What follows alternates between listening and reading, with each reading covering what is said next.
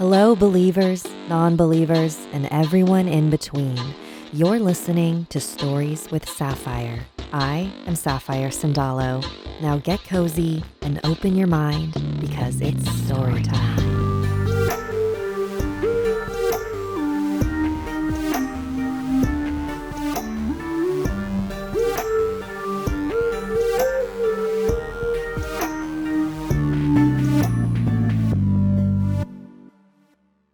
Welcome to the first season of my new show, where I'll be sharing the supernatural experiences that shape our world.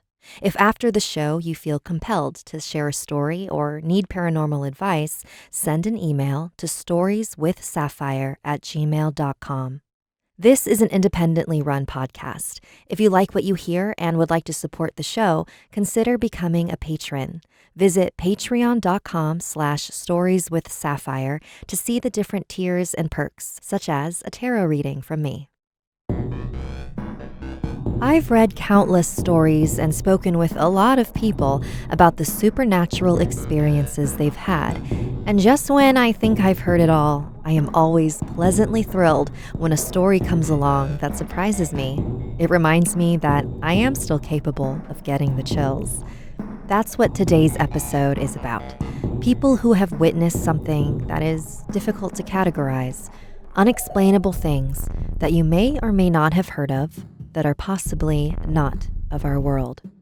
First, I welcome back Derrick Hays, host and creator of the Monsters Among Us podcast, as he describes a cryptid he witnessed as a child that set him on his paranormal journey. Then, I chat with Susan Slaughter, paranormal investigator, as she describes her nocturnal visit from a hag. And finally, I speak with Mark Allen Miller, former Vice President of Seraphim, Clive Barker's production company. I've been collecting ghost stories for years, and Mark's is truly one of my favorites. You definitely don't want to miss it. Chapter 1: Alien Big Cat. When Derrick was around 10 years old, he, his 8-year-old brother, and a friend were exploring his dad's property in southeast Ohio. So this was our very first time, actually. So we packed a lunch and everything, and we went to this flat rock that we found. We had our lunch laid out. We were hanging out, real proud of ourselves. And suddenly, on the hillside across from us, we hear some twigs snap, some brush popping. So we kind of just look up thinking, there's an animal. Like, we don't know what's down there. We're kids. We're dumb. And next thing we know, there's this black cat. And when I say black cat, this is a panther. This is a big cat. This thing could eat us. And it's bolting. It's running from the right to our left, headed towards this clearing. Well, in our bright minds, we think, well, we can just run over there and cut it off in the clearing and get a really good view of this thing. But by the time we get there, which is 20 feet or so, it's already gone. This thing has made tracks and it's disappeared. So we all kind of talk about it, and we compare our notes. We saw this, we saw that, we saw this, and everybody seemed to agree on what we saw. And then we go home that night, and I couldn't wait to tell my dad what we saw. Growing up, animals were always a big thing for me. So I told him, we saw this huge black cat. And without missing a beat, he looked me dead in the eye, and he says, I saw that thing last week. And even at 10 years old, the thought in my head was, why are you allowing us to run around down in the woods, knowing that this thing's out here? And, that was the day that cryptids were pretty much introduced to me. I'd heard of Bigfoot, but I really wasn't that interested at the time. And it was also the day that I began questioning my dad's parenting skills. So what's so special about this big black cat? It was probably just a mountain lion or some other wild cat native to the area, right? Well, at the time, we all thought it was a big cat. And we didn't really understand why a big cat would be there. That's not something that lives in Ohio. Or at least not something that lives in Ohio now. To me, I know what it is, or at least I believe I know what it is. There's a cryptid known as the alien big cat, or as I like to call them, the alien black cats. Now, essentially, these are large felines, for lack of a better term, typically black, not always, sometimes a dark brown, but they're found in places like New York, Pennsylvania, Ohio, the Virginias, Kentucky. There's a lot of recent killings in Kentucky that people are actually pinning on this creature. But essentially, it's just a large black panther, and there's just no reason for these things to be living anywhere near these states. As it turns out, mountain lions, they did live in Ohio. up until the late 1700s, I believe. They were hunted out, obviously. And so they could obviously go back that way. They could, people find them in, Chicago one was shot not that long ago. They actually shot a mountain lion in the city limits of Chicago that wandered in from somewhere western. But the point is that mountain lions actually cannot be, or at least scientists believe they cannot be, melanistic or all black, which is the opposite of albinism. So even if what we saw was a mountain lion, there's no way, at least according to science, that it could be the black creature that we saw. So that makes me think jaguar or leopard or something we've maybe not even discovered, or who knows? Who knows what it was? Sightings of the alien big cat, also referred to as phantom panthers, have been reported all over the world. And while simply seeing one doesn't cause any damage, like in the case of Derrick and his brother, there have been cases where these beings have proven themselves deadly. There's, of course, the vampire beast. Let me see if I can say this correctly. The vampire beast of Bladen, Burrow, which is a town in North Carolina, and I'm going to get the date wrong on this. I want to say it was like 1973 or something. But there was like a couple weeks where this feline creature was killing dogs and livestock all over the countryside of the Bladen, Burrow area. There's that, and there's a couple cases, like I said a few minutes ago, in Kentucky, of some livestock, some miniature ponies and that kind of thing that have been killed over the past year, that people are kind of pinning on these things. But outside of that, I don't know a lot of violent stories from them. The same can't be said for the UK. They have very similar legends over there, and theirs seem to be a lot more violent. They're taking down sheep and stuff like that on the regular. You see it on the news there. So if they have the same creature, then theirs is much more ornery than ours, I suppose. Cryptids, or creatures that have not been scientifically proven to exist, are a fascinating topic. I'm sure you've heard of Bigfoot, the Loch Ness Monster, Mothman. They're the kinds of stories that, no matter how many people report sightings or how many people capture video or photos, no amount of evidence will be enough to prove that they exist. But a lot of animals that we accept today were once thought to be hoaxes as well, like the platypus or even the gorilla. So who's to say that we won't one day start referring to the alien big cat as a legitimate species? Scientists are discovering new species every single year. 65% of this Earth is still unexplored. So to say that we've seen it all and know everything is just wrong. And personally, I want to know what else we're wrong about. If you're hungry for more cryptid encounters, make sure you check out Derrick's podcast, Monsters Among Us, where you can call in your own unexplainable experiences. Chapter 2. The Hag. My name is Susan Slaughter. I'm a paranormal investigator. You may have seen Susan on Ghost Hunters International, Ghost Hunters Academy, or Paranormal Caught on Camera, along with me and Derrick. When I first met Susan, I was so excited to ask her about all the investigations she'd been on and the outrageous things she experienced. And at the time, I remember being surprised that her scariest encounter actually didn't happen on an investigation, but in her bedroom. There were no cameras, no recording devices, just Susan and a horrifying visitor. I'd recently started, like a year and a half ago, practicing transcendental meditation. I've been trying to play with the whole idea of, can I get advanced enough in meditation to eventually astral project? The things that I was seeing in my room, like these shadow blobs and stuff like that, and shadow people, like they could possibly be astral projections from others. That's a theory I have. But I'm trying to get into meditating and to learn how to like astrally project, or maybe at least like broaden my energy awareness, things like that. And as soon as I started getting really good at it, I remember meditating, and then I actually fell asleep right after a meditation. It's something I don't do anymore because of this experience that I had. I laid down in bed just for my non-mantra, just sit there and be moments that you're supposed to have when you're coming out of a meditation.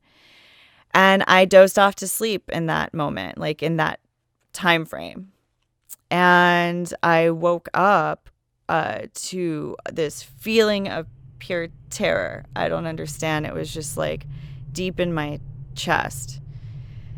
And I just sit upright in bed. It's like I knew exactly where I needed to look in my room, where it was standing, even though when I woke up, my back was facing this thing. Like, I wouldn't have known it was in the room. I just felt it. Like, just waking up in sheer terror and knowing exactly where this thing was in your room. It's like my body instantly felt it as it appeared. And I sit up and I stare right into the corner of the room by my closet. Right by that area, I actually have an altar with mirrors that I use for my magics. And so I feel like that's exactly why it showed up, like literally right in front of that altar space. And it was something that I never looked into until after I had this experience. But it was this, what people consider this hag. And she was super tall. Like, she was crouched to fit between the ground and the ceiling in my room, like crouched over. And her hair was long and white, and her hair was floating upwards, almost like if somebody was diving into a pool. You know what I mean? Like how your hair would go up. And she had the most incredibly long hands and fingers, and her face, super elongated features, very long nose, very long chin. I want to say looked like a traditional witch, you know, the one you would see on like Halloween posters and stuff. But it was more like a Hanya mask. A Hanya mask is a popular Japanese symbol. They were used in traditional Japanese theater and depicted a woman who was so overcome with jealousy and anger that she turns into a demon. And I just stared at her and I froze. Like, I couldn't move. Like, it forced me the time to really look at her.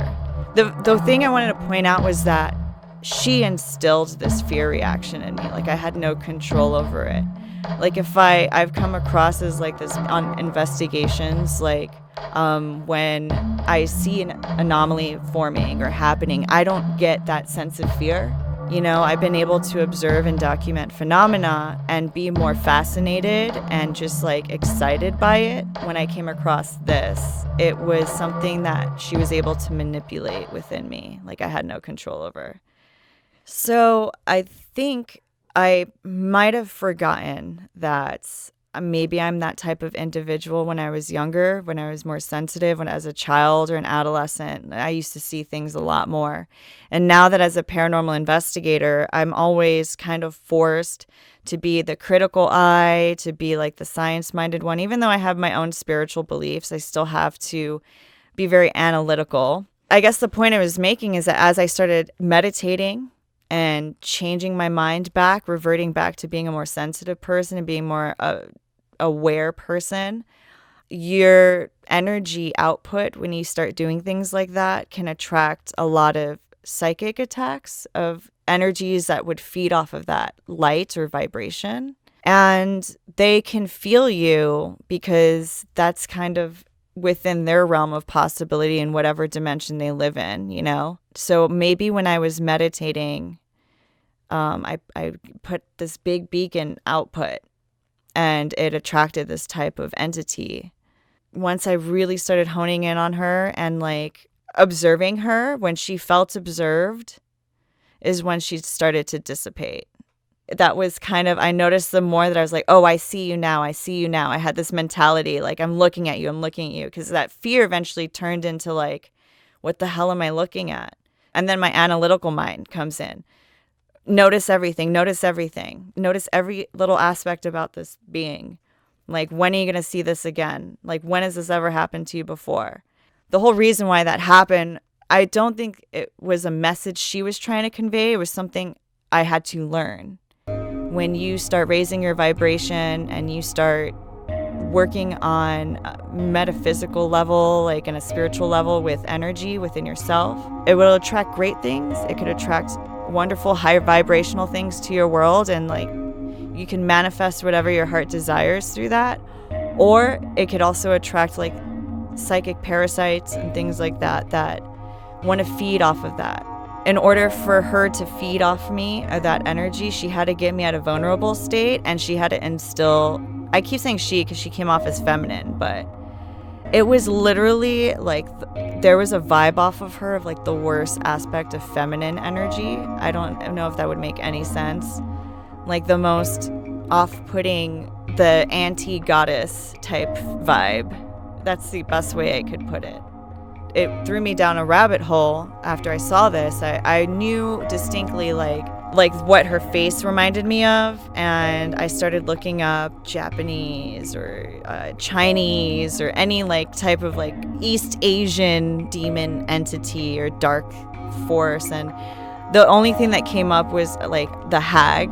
Like I've investigated hag cases before in other countries like Trinidad, and even like places in Ireland. So like this type of energy is perceived worldwide in their own cultures, But this was something, like I said, I've known before prior seeing the hag. Like, is this just some embodiment of her? Like, maybe she's leading me down a rabbit hole on purpose. She's wearing a mask. Is that really her face, This is an experience that would not have been possible to capture on film and probably isn't flashy enough for a TV show. But these are the types of stories I find myself becoming more drawn to lately. I've been obsessed with the paranormal my entire life, but it's only in the last couple of years that it's been my career, and I am constantly being reminded of just how little I know and how much more there is to discover about our universe. The paranormal is not always as dramatic as it is on TV and the internet. I think the biggest problem with the way that people perceive the paranormal, especially when it comes to like entertainment on television and all of that, is that people see these massive types of haunts, like crazy poltergeist phenomena, like doors swinging open and like full-bodied apparitions. And as technology progresses, I find that it's getting easier and easier to fake things that you see, especially on YouTube. You look up like real haunting, super scary, like all this stuff that's on YouTube, and it's totally fake. And then I'd literally sift through this, and it was so disheartening to just see like the piles and piles and piles of fake things out there, like misinforming the public on what phenomena truly is. I don't want to knock the paranormal series that we have on television today. And, I'm on one, you're on one, There are other people out there that had experiences like me, that have abilities and are sensitive to this type of stuff. You watch a show like this and you see this apparition that relates to something that maybe you have encountered. That's going to inspire that individual to become a more spiritual person, to become a more aware person, and to maybe, hopefully, do their own research. And then you have other people that go into energy sciences, other people that go into investigating the paranormal, people that go into theology and things like that try to educate other people. Although it takes doors in a kitchen slamming and opening shut and like utensils flying everywhere and like, I don't know, Slender Man or whatever that's out there. If that inspires you to like think deeper than what people are telling you to think, then I think that that's a good thing. If you want to see Susan's sketch of the hag, visit this episode's page on storieswithsapphire.com. I remember drawing her right away because I never wanted to forget her. That's another thing. It's like, I'll never forget her. Like, she has stained my consciousness a little bit.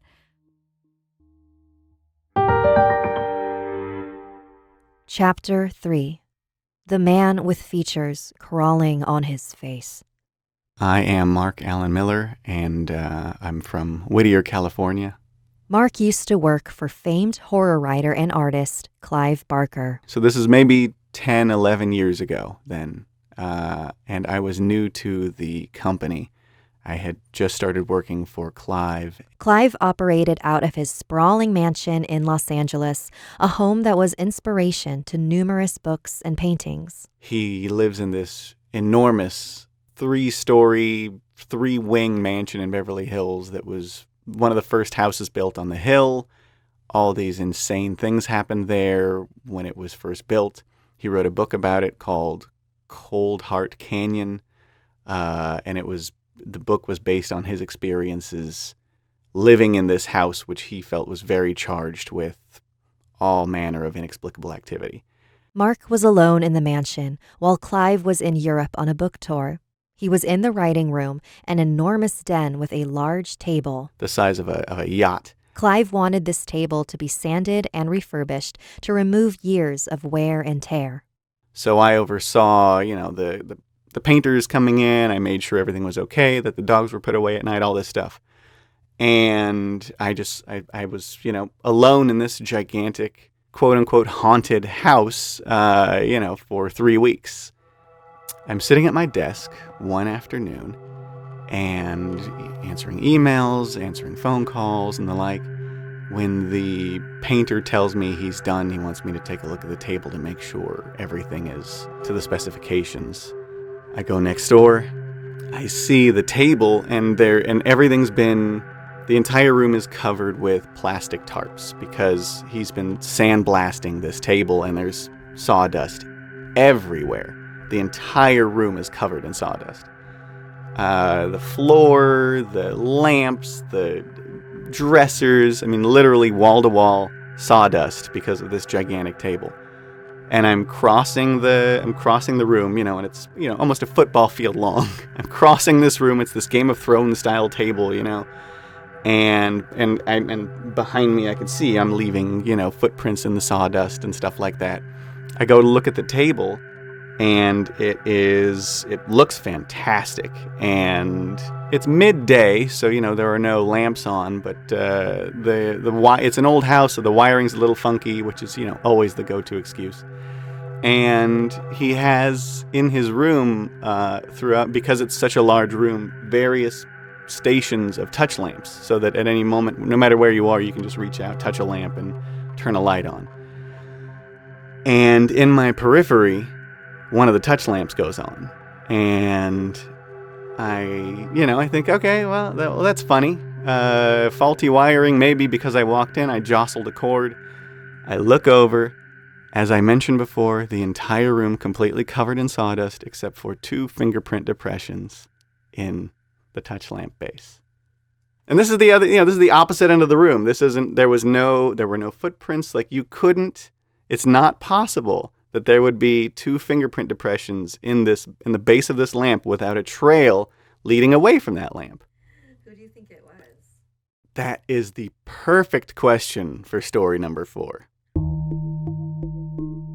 There was a friend of mine who came to work for the company, who lived in the UK, and his first night, he moved from the UK to come work with me at the company, and his first night here, he spent the night at the office. And someone lived on the grounds that is a very tall, slender, bald man. No, not that slender man. So it's this very easily identifiable figure. If you see him walking around, you can't miss him. And my friend is in the room. There is no bedroom here, so he's sleeping on a couch in this room and Clive has a lot of paintings, and so he had just finished a gallery exhibition, and a bunch of his paintings had been packed into boxes, shipped back, and we had just received them. We hadn't had time to take them out of the boxes yet. They're all sealed up, and they're piled high in this room in shipping crates.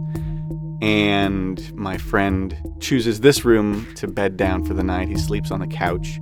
I say goodnight. I go home. He texts me in the middle of the night saying that he just heard someone come over, and he thought it was the gentleman I was describing, the tall, slender, bald man. He hears the door open.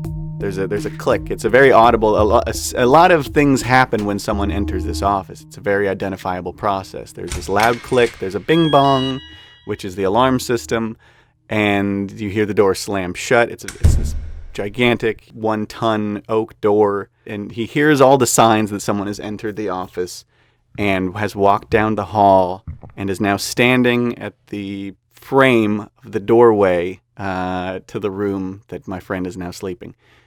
He opens his eyes, he looks up at the doorway, and it's nighttime, so he sees, illuminated by moonlight, the figure of the bald, slender, tall man standing there. And so figuring he knows who it is, he says, what's going on? Can I help you? What do you need? Silence. So my friend hits the light switch nearby him and illuminates the face of I guess I use the term face loosely because it is a blank slate with features crawling around his face. So the eyes and mouth and nose are walking around this blank slate of a face. And when he stands up to scream, to shout, whatever it is, he was going to do in the moment, the figure is gone. And that's the point where he starts texting me and obviously losing his mind. He's freaking out. He's not having a good time. And as he's describing the thing to me, my jaw drops. And I text him back. I say, do me a favor. Go into the sealed boxes and take out the paintings. Because lo and behold, what he described to the letter was one of the sealed paintings in that room. What? Wait, so the painting was of... Mark pulled out a photo of the painting for me. That's the painting. I cannot imagine what it must have felt like to see that in real life. What do you even do after seeing a monstrosity like that? Then he said he just worked. I got to work the next morning, and he just never went back to bed. He went to a different room, and he just worked on his computer the rest of the night until we came in the next morning. Whatever this thing was, Clive had seen it in his home before. He's the first person to say that when he was painting all of his paintings, he had the feeling that something had sort of grabbed him by the back of the neck and was making him paint these things. Something about the house was charged is the best way I can explain it. There was an energy there unlike anything I've ever experienced in my life. I love stories that upend everything I think I know about reality. I have never heard of a creature like this in my life, but I am now 100% convinced that it is real and I never want to see it. And if a creature like this exists, what the hell else is out there? If you want to see this painting, visit the page for this episode on storieswithsapphire.com. Also, make sure to check out Mark's company, Encyclopocalypse. If anyone likes audiobooks, I'm assuming you do if you're listening to this podcast, Encyclopocalypse.com. Impossible to say, even harder to spell. But we got all kinds of awesome, vintage horror novels and nonfiction tomes about the history of horror franchises and all kinds of fun stuff that I think if people are listening to this show, I think they'll dig it. Thanks for listening. Don't forget to subscribe on Apple Podcasts and leave a rating and review to help boost the show's visibility. And head to patreon.com/storieswithsapphire to see the perks you'll receive by supporting the show. What are your thoughts on the different entities in this episode? Let me know at storieswithsapphire@gmail.com. Salamat and good night. Stories with Sapphire is created and produced by me, Sapphire Sandalo. Special thanks to all of my guests, Derrick Hays, Susan Slaughter, and Mark Allen Miller. Music written by Sapphire Sandalo. For more information on this episode and my guests, visit storieswithsapphire.com.